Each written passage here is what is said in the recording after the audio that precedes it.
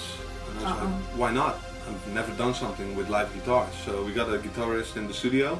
He just, freestyled guitars. I took the parts with me to my place, made the track, went back to him. We both got together and finished the track. And it's different. I mean, it's not like big trance anthems or sounds, and I love to do that. Our Rise was something I did pure out of frustration. Okay. Because I was doing a lot of gigs, and when I was in the studio I couldn't get any track finished. And I was like, what's happening, because I normally never had this problem. Like normally I went into the studio, I did a track in a day, 2 days, maybe a week. And I was constantly working on the track and I couldn't get it done. And then I had a track done and I threw it away. And I was like, screw this, I'm done with this stuff. I need to make a track now. And I made All Rise within a day again.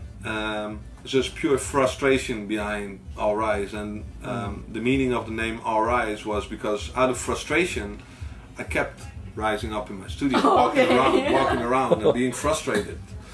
So at one point there were friends there, I was like, I was walking around again, and somebody said, let's all rise, let's all walk.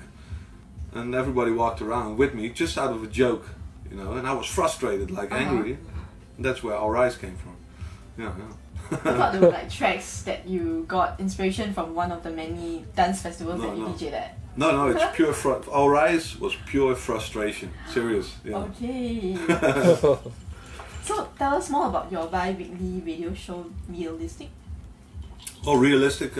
I've been doing radio shows since I started. Like one radio show, and I just changed the name. And for me, it's something I can do every other week. Because sometimes when you're at home, like I had 3 or 4 weeks off now, where I was mainly producing music, but I still want to mix music. And when I'm producing music, I've decided not to mix music in my house like practice. So I do a radio show, so I can still keep up to date with new tracks and give people something else. Because Realistic is not necessarily everything I would play out live, because it all starts at a low BPM and it gradually goes faster. But when I play here and the crowd's up for it, you start faster already. Yeah. It's just a way for me to continue and show people the styles I like more, besides, when you play live and you just have 1 hour to bang it out, they don't get the slower stuff. That's for me the radio show. And we're actually expanding it now, like synchronizing it to FM stations, which is cool, but not the reason why I do it. Like for me it's pure, when I'm at home, and when I'm at home I'm producing. But this is the way to keep, updated with promos and show the people what you like to play, instead of just banging out when you're at live venues or something. Yeah. So you became an official Dance for Life ambassador in 2008, donating tracks to the Dance for Life albums, teaching at fundraisers. Yeah.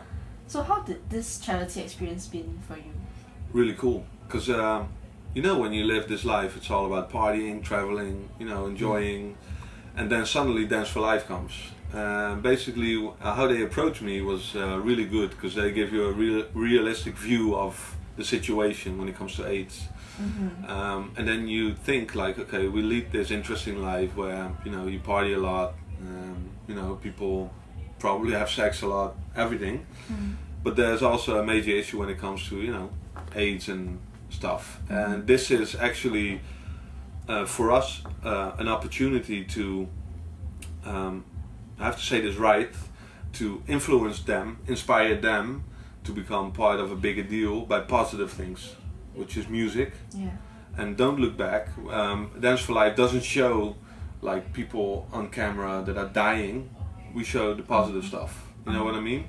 And for us, when there's a crowd there for Dance for Life, we influence them by music. You know what I mean? Like, we're not saying like, please don't do it. No, we just inspire them by, there's more than this. You have to have a positive thing in your life. They're actively involved in the program. They have to follow a trajectory on school. So it's not that, we give a few condoms and that's it. We involve the people in Dance for Life. So it's a bigger picture. And for me, it's a form of responsibility, where on one side you have like an extreme lifestyle, where you travel, party, drink, do everything you want.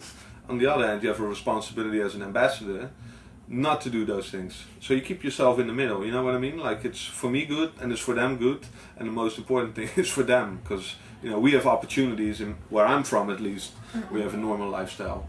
I don't get confronted with AIDS a lot, not at all. I know one person in my life that has AIDS. But, you know, when you travel to Africa and there's like a city of, I don't know, 30 million people, and 2 or 3 million people are infected with HIV, it's a big thing. And that's what we don't think about because you don't live there. You know what I mean? And this way, you become an ambassador, you can actually do something about it.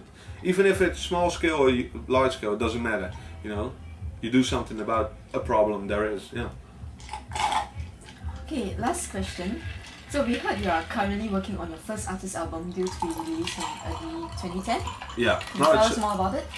Well, I actually rescheduled the album because my grandmother died, and you know, it's not a secret. I was raised by my grandmother, so for me, it's my mother.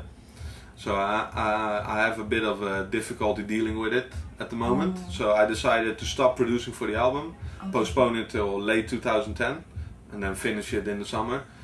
So I can now relax, just do a few singles, and not influence the album by the thing that happened. But it's planned and it will come there, yeah. And even if I have to postpone it again, I'll do it because I just want to deliver quality, and you know, that's it. But it was planned for June, but now in real time 2 is planned for June actually, so yeah. So what can we expect in real time 2? It's gonna be different. The first time I was kind of a rushed job. Now I have a lot of time for it. I'm having producers make exclusive tracks for me, but on the other hand, I like the same way I did with the first album. I don't want to have my album depend on exclusive tracks. I want to have tracks on there that I support. So even if they're 2 months old, 1 month old, out there for 6 months, if I like it and it fits my mix, I'll use them. You know, it's for me. It's not about the exclusivity. And it's going to be different, like it's going to build up, but I think it's going to be more melodic this time, less tech and a bit more melodic, yeah. Okay, any other projects in 2010? I just finished another collaboration with Leon Bolia. I'm working together with Umet Oskan at the moment. 4 Strings is something we're working on. They asked, and I asked them, they asked me to do a collaboration. So it's either going to be 4 Strings or Radiant 6, I'm not sure about that yet. And there's 2 big collaborations coming up for my album with big DJs, but I can't tell anything about it yet. Okay. But they're big. I'm excited, excited, so yeah. Okay, looking forward to it. Yeah, okay, we've come to the end of the interview. Thank you so much. Thanks for having me.